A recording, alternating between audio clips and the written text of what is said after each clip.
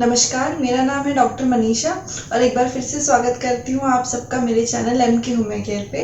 और आज हम बात करेंगे डिस्मेनोरिया के बारे में। लेकिन उससे पहले अगर आप मेरे चैनल पे न्यू हो, आपने चैनल अब तक सब्सक्राइब नहीं किया है, तो प्लीज़ चैनल को सब्सक्राइब कर दें और बेल आइकन भी प्रेस कर दें, जिससे आपको वीडियोस की नोटिफिकेशन टाइम टू टाइम मिलती रहे। वीडियो पसंद आए तो वीडियो को लाइक और शेयर ज़रूर कीजिएगा। तो चलिए वीडियो शुरू करते हैं।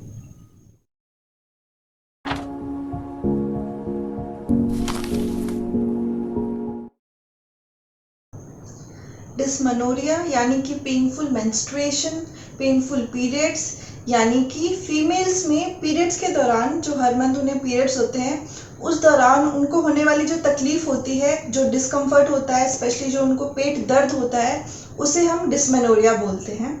तो इस टॉपिक में आगे बढ़ने से पहले मैं आपको मेंस्ट्रुअल साइकिल के बारे में थोड़ा एक्सप्लेन करना चाहूँगी। तो मेंस्ट्रुअल साइकिल यानी कि फीमेल रिप्रोडक्टिव ऑर्गन में जो एक मंथली साइकिल चलता है, हर महीने एक प्रोसेस फॉलो होता है, उसे मेंस्ट्रुअल साइकिल बोला जाता है, जिसमें पीरियड्स भी होता है और वो कुछ दिन तक 3 दिन या 5 दिन या 7 दिन वेरी करता है हर फीमेल में ये टाइम ड्यूरेशन। तो कुछ दिन के लिए पीरियड्स होता है, लेकिन ये साइकिल सिर्फ पीरियड्स नहीं होता है, बल्कि ये पूरे मंथ के दौरान, पूरे मंथ में इसमें एक प्रोसेस फॉलो होता है जिसे हम मेंस्ट्रुअल साइकिल बोलते हैं। तो इस साइकिल के दौरान होता क्या है, दो चीज़ें साथ साथ होती हैं। पहला ये कि जो ओवरीज होती है फीमेल रिप्रोडक्टिव ऑर्गन्स में, वो 2 ओवरी होती है, तो उसमें से किसी एक ओवरी से एक ओवम जो है मैच्योर होके रिलीज किया जाता है यूट्रस की तरफ। और दूसरा ये होता है कि यूट्रस जो बच्चादानी होती है, वो अपने आप को प्रिपेयर करता है फर्टिलाइजेशन प्रोसेस के लिए। वहाँ पे लाइनिंग बनती है ब्लड वेसल्स की, तो वो अपने आप को प्रिपेयर करता है। और 28 डेज के बाद या 30 डेज के बाद, जितना भी एक फीमेल का साइकिल का मंथ है, क्योंकि वो डिपेंड करता है, हर फीमेल टू फीमेल वेरी करता है, किसी में 28 डेज का होता है, 30 डेज का होता है, 35 डेज का होता है। तो जैसे ही वो ड्यूरेशन कंप्लीट हो जाता है, वो 28 डेज कंप्लीट हो जाता है, तो वो ओवम और वो यूट्रस जो लाइनिंग बनी है, वो दोनों श्रेड होके बाहर निकलते हैं आपके वेजाइना के थ्रू। तो वो वेजाइनल ब्लीडिंग के थ्रू बाहर निकलते हैं, वेजाइनल ब्लीडिंग होती है, जिसे हम पीरियड्स बोलते हैं। तो ये प्रोसेस चलता है मेंस्ट्रुअल साइकिल में। अब आ जाते हैं कि डिस्मेनोरिया क्यों होता है, यानी कि मेंसेस के दौरान पेट में दर्द या कमर में दर्द या और शिकायतें क्यों होती हैं। तो ये इसलिए होता है क्योंकि जब कॉन्ट्रैक्शन होता है, आपका यूट्राइन ऐसे कॉन्ट्रैक्ट करता है, प्रोस्टाग्लैंडिन नाम का एक केमिकल रिलीज होता है, जिसकी वजह से वो कॉन्ट्रैक्शन होता है। तो जब वो कॉन्ट्रैक्ट करता है, तो जो ब्लड वेसल्स हैं उसके नियर बाई, वो भी कॉन्ट्रैक्ट होती है उनके साथ, और कॉन्ट्रैक्शन की वजह से जो है ब्लड वेसल्स में ऑक्सीजन सप्लाई कुछ टाइम के लिए डिस्टर्ब हो जाता है, कुछ टाइम के लिए कट ऑफ हो जाता है, जिसकी वजह से क्रैम्प्स बनने लगते हैं और आपको पेट में क्रैम्प फील होता है और फिर पेट दर्द होता है। तो इसलिए डिस्मेनोरिया होता है, ये इसका रीज़न है। और बोला जाता है कि कोई नहीं, ये नॉर्मल है, नॉर्मल पेन तो सबको होता ही है। तो ये कारण है। अब देखते हैं कि डिस्मेनोरिया के कॉजेस क्या होते हैं। कॉजेज ऑफ डिस्मेनोरिया जानने के लिए मैं ये बता दूं कि डिस्मेनोरिया को 2 टाइप्स में डिवाइड किया गया है, primary dysmenorrhoea and secondary dysmenorrhoea. तो प्राइमरी डिस्मेनोरिया में क्या होता है, जो आपका नॉर्मल प्रोसेस चला आ रहा है मेंस्ट्रुअल साइकिल का, उस दौरान जो कॉन्ट्रैक्शंस होते हैं उसके वजह से क्रैम्प्स होता है और पेन होता है, तो ये नॉर्मल प्रोसेस होता है, उसे हम प्राइमरी डिस्मेनोरिया बोलते हैं। इसमें कुछ और हिडन फैक्टर नहीं होता, कुछ और पैथोलॉजी नहीं होती, आपके रिप्रोडक्टिव जो ऑर्गन्स है उसमें कोई और प्रॉब्लम नहीं है, कोई बीमारी नहीं है। नॉर्मल प्रोसेस में जो पेन हो रहा है वो प्राइमरी डिस्मेनोरिया होता है।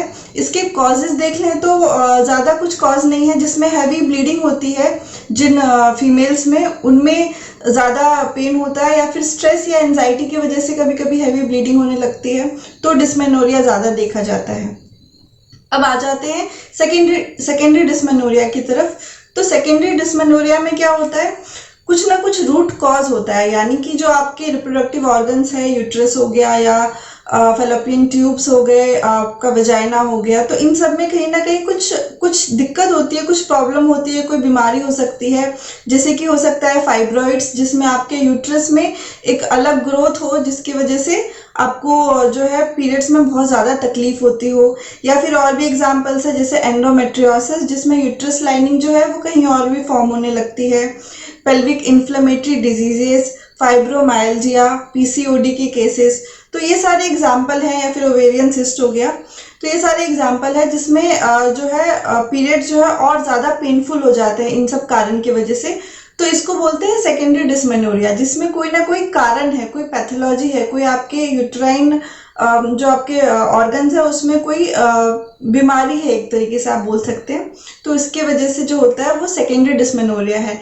इस केस में ज़रूरी है कि आप पहले वो कारण पहचाने, वो रीज़न पहचाने कि आपको डिस्मेनोरिया किस कारण की वजह से हो रहा है। क्योंकि अगर आपको रीज़न पता नहीं होगा, आप नॉर्मल जो है दर्द ठीक करने के लिए ट्रीटमेंट करते रहेंगे, लेकिन आपका रूट कॉज ठीक नहीं होगा। तो पहले ज़रूरी है कि रूट कॉज ठीक करें आप, और उसके बाद फिर आपका दर्द ठीक करने के लिए ट्राई करें।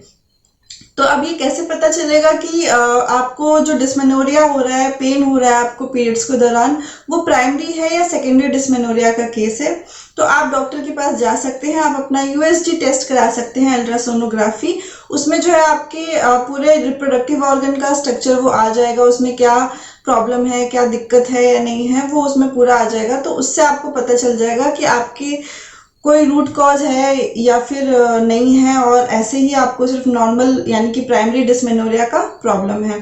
तो अगर कोई रूट कॉज है तो आप फिर उसका ट्रीटमेंट लीजिए, और अगर कुछ नहीं है तो फिर आप नॉर्मली अपना डिस्मेनोरिया का ट्रीटमेंट फॉलो कर सकते हैं।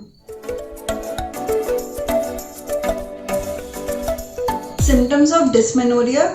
तो फर्स्ट और मेन सिम्टम है pain in lower abdomen and pelvic region. एकदम लोअर एब्डोमेन में आपको या पेल्विक रीजन में पेन होगा। सेकेंड है नौशिया एंड मतलब जी मचलेगा, और किसी किसी केस में वॉमिटिंग हो जाएगी। पेन आपके बैक एरिया में भी होता है, बैक पेन हो सकता है, हिप्स में पेन हो सकता है, थाइज में पेन हो सकता है। और नेक्स्ट कंप्लेन है हेडेक हो सकता है आपको।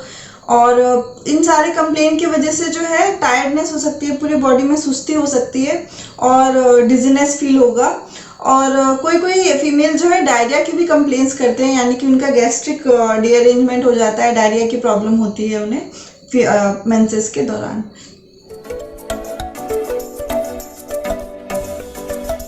तो अब आ जाते हैं इसके ट्रीटमेंट पार्ट पे। तो मोस्टली फीमेल्स ये करती है कि जब भी उनको पीरियड्स होते हैं वो उस दौरान जो है पेन किलर खाती है।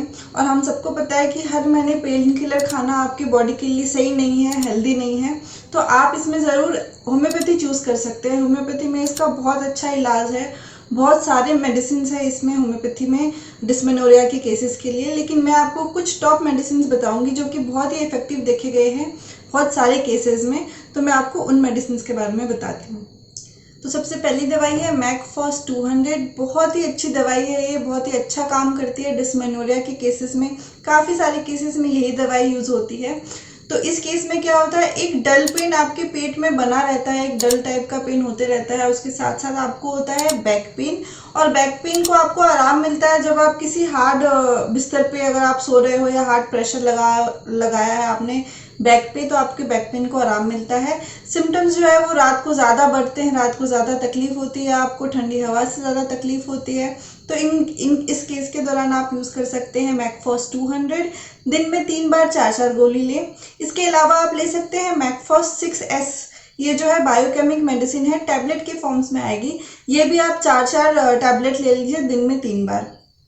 और आप क्या कर सकते हैं, अगर आपको पता है कि आपको हर पीरियड्स के दौरान पेन होता ही होता है, तो ये दवाई आप 2 दिन पहले से शुरू कर सकते हैं। यानी कि आपका जो भी एक्सपेक्टेड डेट है पीरियड्स का, उससे 2 दिन पहले से आप ये दवाई लेना शुरू कर दें, ताकि वो आप में क्रैम्प्स बने ही ना, आपको पेट दर्द होने से पहले ही आपको जो है आराम मिल जाए। तो इस केस में जो है कोलिक की पेन होता है आपको, और जैसे जैसे पीरियड्स का फ्लो बढ़ता है वैसे वैसे आपका दर्द और बढ़ने लगता है। यानी कि अगर पहले दिन आपको कम फ्लो हो रहा हो, सेकेंड डे पे ज़्यादा हो रहा हो, तो पहले दिन आपको दर्द होगा, थोड़ा होगा, सेकेंड डे ज़्यादा होगा। ऐसे ही फ्लो के साथ साथ दर्द की इंटेंसिटी भी बढ़ती रहती है। तो इस केस में आप सिमिसिफ्यूगा 30 ले सकते हैं, दिन में 3 से 4 बार ले लें, 4-4 गोली, आपको आराम मिल जाए। नेक्स्ट मेडिसिन है बेलाडोना 30। तो इस केस में जो ब्लीडिंग होती है वो एकदम ब्राइट रेड कलर की ब्लीडिंग होती है। वजाइना से जो ब्लड निकलेगा एकदम ब्राइट रेड कलर का ब्लड होगा। उसके साथ साथ इसमें जो आपको पेन फील होता है वो एकदम क्रैम्पिंग, जैसे क्रैम्प्स पड़ते हैं वैसा ही पेन आपको आपके लोअर एब्डोमेन में फील होगा। और साथ साथ हिप बोन्स में भी काफ़ी पेन होता है इस केस में। तो तो आप यूज़ करें बेलाडोना 30। दिन में 3 से 4 बार आप इसकी 4-4 गोली ले लें। और हाँ, अगर आपको जो है पेन ज़्यादा हो रहा हो, आपका पेन कम नहीं हो रहा हो, तो आप ये डोजेस रिपीट भी कर सकते हैं। एक्यूट केसेस में हम ये डोजेस रिपीट भी कर सकते हैं। तो आप हर आधे या 1 घंटे पे इन डोजेस को रिपीट कर सकते हैं जब तक आपका दर्द ठीक नहीं हो जाता। उसके बाद आप फिर नॉर्मल 3 या 4 बार मेडिकेशंस ले सकते हैं दिन में। लास्ट मेडिसिन है नक्सफॉर्मिका 30। तो इस केस में डिस्मेनोरिया के साथ साथ बॉवल कंप्लेंट्स होते हैं, यानी कि जैसे मैंने बताया था सिम्टम्स में कि कभी कभी डायरिया की कंप्लेन होती है लेडीज़ को, तो इस केस में आप नक्सफॉर्मिका यूज़ कर सकते हैं। उसके साथ साथ इसमें जो है चिलीनेस होती है, ठंड लगती है पेशेंट को, तो नक्सफॉर्मिका 30 की 4-4 गोली आप दिन में 4 से 5 बार यूज़ करें। आशा करती हूँ कि ये वीडियो आप लोगों के लिए हेल्पफुल रहा होगा। अगर वीडियो पसंद आया है तो वीडियो को लाइक ज़रूर कीजिएगा, कमेंट कीजिएगा और शेयर कर दीजिएगा वीडियो को फ्रेंड्स एंड फैमिलीज़ में। साथ ही साथ चैनल ज़रूर सब्सक्राइब कीजिएगा। अगर आप किसी भी चीज़ के लिए मुझसे कंसल्टेशन लेना चाहते हैं तो नीचे डिस्क्रिप्शन बॉक्स में सारी डिटेल्स दी गई है, आप उसके थ्रू मुझसे कंसल्ट कर सकते हैं। वीडियो देखने के लिए थैंक यू सो मच। मिलते हैं नेक्स्ट वीडियो में।